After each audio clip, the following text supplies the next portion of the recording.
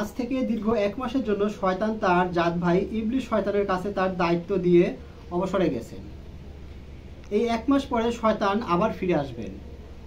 এই সময়ের জন্য ইবলিস শয়তানের সকল দায়িত্বভার গ্রহণ করবেন। এই দায়িত্বভার গ্রহণ অনুষ্ঠানে শয়তানের আরও অনেক ভাই, যেমন বাজার মালিক সমিতি, দোকানদার, আড়তদার, মজুদদার ইত্যাদি জন উপস্থিত ছিলেন।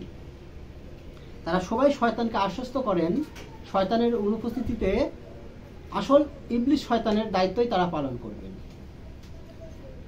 এছাড়াও সেই অনুষ্ঠানে আরও অনেক ধরনের শয়তান উপস্থিত ছিলেন। তারা সবাই শয়তানকে আশ্বস্ত করেন তারা সবাই মিলেই শয়তানি কাজ চালিয়েই যাবেন।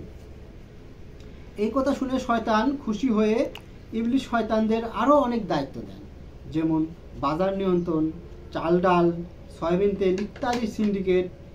এর ফলে মানুষ না খেয়ে মরবে, তা কোনো সমস্যা নেই, শয়তান আরও খুশি হয়ে যান। আর 1 মাস পরে আবার শয়তান তার শয়তানি কাজ নিয়ে আবার ফিরে আসবেন। ধন্যবাদ সবাইকে।